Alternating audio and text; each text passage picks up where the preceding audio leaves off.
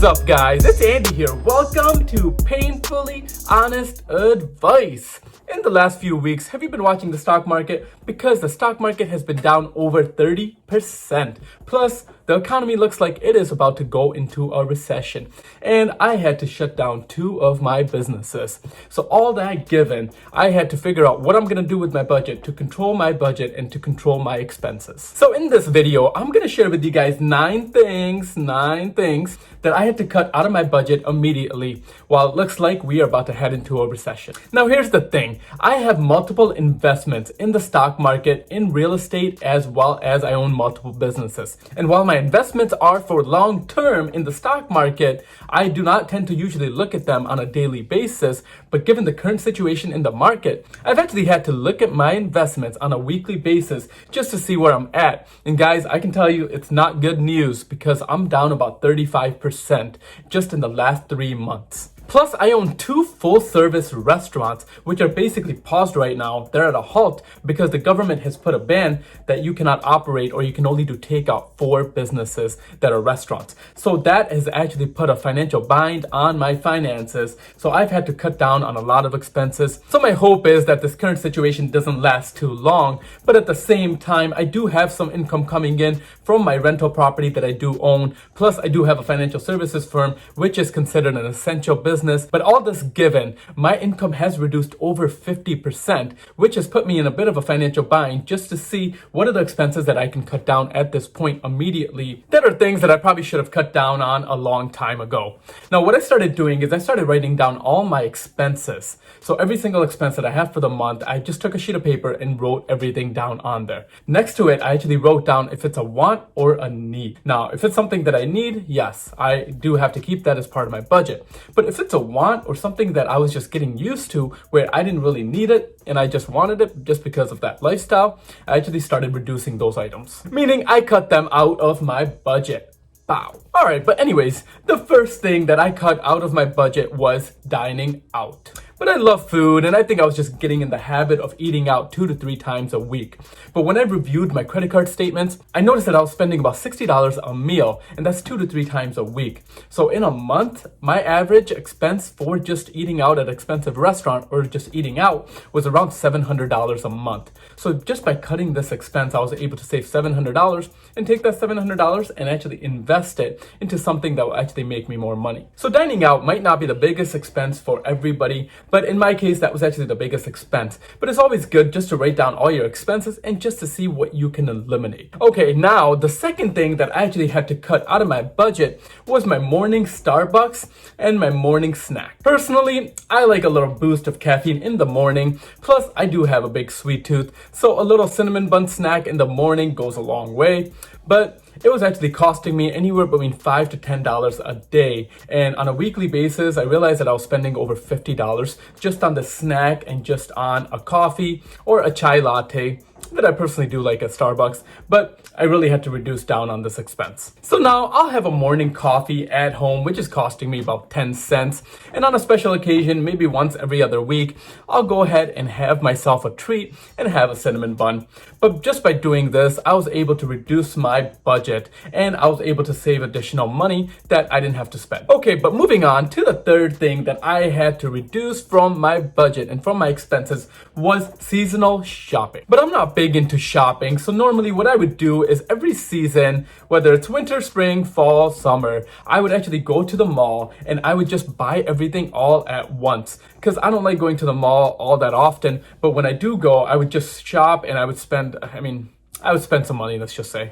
So personally, what I started doing was I started creating a list of all the things that I actually need before I head over to the mall. Now, I'll do this every 6 months, so I've reduced how often I actually go shopping as well, just to reduce on that expense. But now when I go into the mall, I go on a set budget and I know exactly what I need.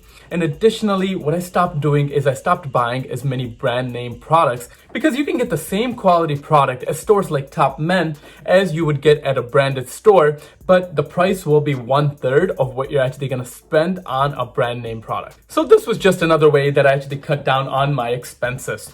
Now, the fourth thing that I cut down my expenses on, and this was a very tough one, but it's by traveling less. But personally, I love to travel and I would take about 2 to 3 trips a year. So by reducing down on traveling expenses, that was a huge cost savings. Normally, I would actually save up for that, but by only going on maybe one trip a year as opposed to going on 2 to 3 trips a year, I'm saving a couple $1,000s just right there. Plus, what I actually started doing was I actually started collecting reward points on my credit cards. And once I have enough reward points, then I would go ahead and book the next destination. So at least my airfare or my hotel's paid for. So if you're not taking advantage of racking up the points on your credit cards, I would personally suggest to use one of your credit cards and see what type of reward points that they offer. Make all your expenses on that card so you can collect the points, but at the end of the month, make sure you pay it off 100% so you do not put yourself in debt. So the next thing that's on my list that I actually had to cut down on was my gym membership. But again, I do like working out, and I like working out in a social presence. But at the same time, my gym membership was costing me anywhere between $30 to $60. Plus, when I'm at the gym, once in a while, I will treat myself there with a protein shake, which would actually be an additional cost. In the meantime, I actually paused my gym membership, and I am personally just working out from home. And at home, I actually have an elliptical and a treadmill, and I have some workout gear that I've had for about 6 years now, but I stopped using it. So I was able to go ahead and set that back up. Plus, because I live in New York State, the weather's starting to get better, so I'm actually able to run outside. So I've been taking advantage of running outside as well. Plus, by doing this, I'm not getting distracted as much, and I'm actually seeing more results, and at the same time, I'm saving some money. Alright, so the sixth thing that's on my list is by cutting down my expenses on entertainment and weekend activities. And basically, some of the things that I actually immediately cut down on is I like going to the movies. So on a monthly basis, we would go to the movies 2 to 3 times a month. And now with movie ticket prices going up, they're about $14 a piece. And at the same time, while you're at the movie theater, you're probably going to have popcorn or you're probably going to have a drink. So I was spending anywhere between $100 to $200 on a monthly basis. So I totally cut down going to the movies. And now I would just watch something at home on Netflix, or I would just watch YouTube. And guess what? That would cost me $0. Plus, another hobby of mine is golfing. Now, with golf, you can spend anywhere between $60 to $90 just by going out for one round. So I started cutting down on how much I actually golf. And when I do go golfing, I'll go to a local range or a local golf course, and a local golf course costs about 1/4 of that. So that was another expense that I just had to tell myself to reduce down on, because in the current situation, with my income going down 50%, I can't afford going out to expensive courses. Plus, I just had to keep myself within a budget. A way that I actually started budgeting everything is by using envelopes. Now, there's a method out there, I believe, for this that's called cash budgeting or cash envelope budgeting. But basically what I started doing, and I'll show you guys the envelopes real quick, is I have 3 envelopes. And basically what I started doing with these envelopes is I started budgeting everything on a monthly basis, and I would put the cash in each envelope that I want to spend towards that activity. Now, one of the envelopes I actually use for all my fixed cost, meaning my car payment, my mortgage, my utilities. So one of the envelopes, I actually have everything labeled on the envelope as far as all my expenses on a monthly basis. But basically on the second envelope, I would just write it on the top of the envelope on what it's for. And the second envelope is for groceries. So grocery shopping for the month. Now I would put that amount down, and I would take that cash and put it in that envelope. And the third envelope would be all my entertainment expenses for the month, or eating out expenses, basically any type of extra activities. Now, I would do this on a monthly basis. At the beginning of every month, I would take these envelopes and I would get cash from my bank account and put it in each envelope. And basically, once I run out of the money, that means that I've hit my budget and that I cannot spend any more for that month. All right, so the 7th item on my list that I had to reduce, and this was another very tough one, was by reducing shopping on Amazon. And basically, I can get anything delivered to my house within 2 days. And guys, that can become very addicting, and it can become very scary, because now you don't even need to go to the grocery store, or you don't need to go anywhere to buy any household essentials. But in my case, what I started doing was I just started buying stuff that I actually did not even need. All right, so now the 8th thing that I actually cut down from my budget is drinks. Now, drinks kind of go hand in hand with dining out, but with drinks, every time I would go out or I'd meet up with friends, I would spend anywhere between $7 to $12 on just one drink.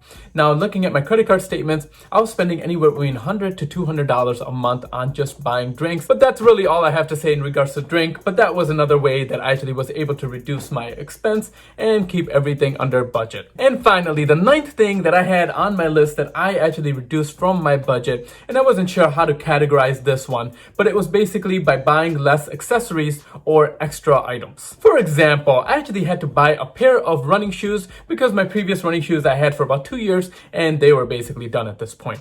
Now, I did research on running shoes for about 2 weeks and finally I found a pair that I wanted to buy. So I actually ended up buying 2 colors. Now, I actually did not need 2 colors in these running shoes, and these running shoes will probably last me for 2 years. And at this point, because I have 2 of them, I mean, they might last me for like 4 years. At the same time, what I'm trying to say is I had to cut down on that budget because I don't need 2 pairs of running shoes. But here's the thing. If your income is reduced by 50% like mine, or you lost your income, you want to make sure that you look at your budget immediately and you cut down any expenses that are a want and not a need. Your income should always be higher than your expenses. But guys, that is going to be a wrap for this video. Hopefully you enjoyed this content, and if you like content around business, personal finance, and investing, make sure to hit that subscribe button right down there.